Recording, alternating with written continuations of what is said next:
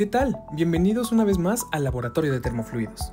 En este video explicaremos los pasos y conceptos para llevar a cabo la práctica de intercambiador de calor de placas paralelas.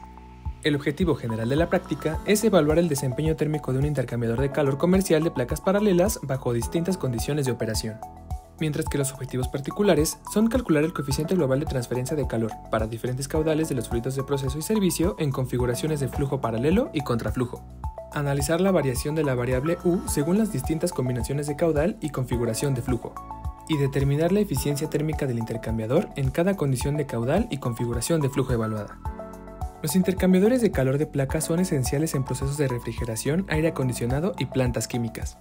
Comprender las razones de su rendimiento y eficiencia permite optimizar el diseño y operación de sistemas térmicos, aprovechando una gran cantidad de aire efectiva de intercambio de calor en volúmenes compactos. Un intercambiador de calor de placas consiste en un conjunto de placas corrugadas o ranuradas de metal sostenidas por un armazón, el cual está compuesto por una placa fija, una placa de presión y las partes de conexión.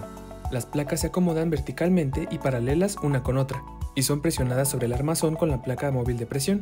Se resalta que las placas externas no intervienen en la transferencia de calor. Al juntar las placas a presión unas con otras, las partes corrugadas forman canales estrechos para el flujo de los fluidos. Esto fomenta la turbulencia en el fluido a velocidades muy bajas y maximiza el área disponible para el intercambio de calor. A continuación, se explicarán algunas relaciones matemáticas útiles para este tema. El flujo total de calor transferido entre los dos fluidos al pasar a través de un intercambiador de placas se puede expresar como se define en la ecuación 1, donde m es el flujo másico del fluido, Cp es el calor específico del fluido y ΔT es el incremento de la temperatura del fluido entre la entrada y la salida del intercambiador de calor. Los subíndices C y F corresponden al fluido caliente y frío respectivamente. La delta TML considera la diferencia de temperaturas entre ambas corrientes de fluido y se expresa mediante la siguiente ecuación. El valor de la diferencia media logarítmica de temperatura se usa comúnmente para caracterizar la transferencia de calor a través de una superficie a partir de las temperaturas extremas del sistema. Gracias a la ley de enfriamiento de Newton, se puede expresar la tasa de transferencia de calor entre ambos fluidos, donde U es el coeficiente global de transferencia de calor y A es el área efectiva de transferencia de calor del intercambiador. Usando las ecuaciones 1 y 2, se obtiene la ecuación mostrada en pantalla para determinar el coeficiente global de transferencia de calor. La eficiencia térmica del intercambiador de calor de placas mide la relación entre el rendimiento real del equipo y el rendimiento teórico máximo. Esta se calcula como una relación entre la diferencia de temperatura entre la entrada y la salida de la corriente caliente y la diferencia de temperatura entre la corriente caliente y fría en la entrada.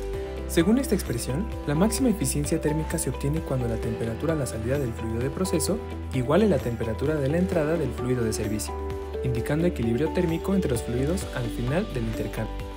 Para esta práctica, se empleará el intercambiador de placas Alfa Laval del Laboratorio de Termofluidos, el cual puede operar en flujo paralelo y contraflujo. El intercambiador de calor ya cuenta también con 2 caudalímetros y 4 termómetros para medir los caudales y las temperaturas respectivamente, del fluido de proceso y de servicio.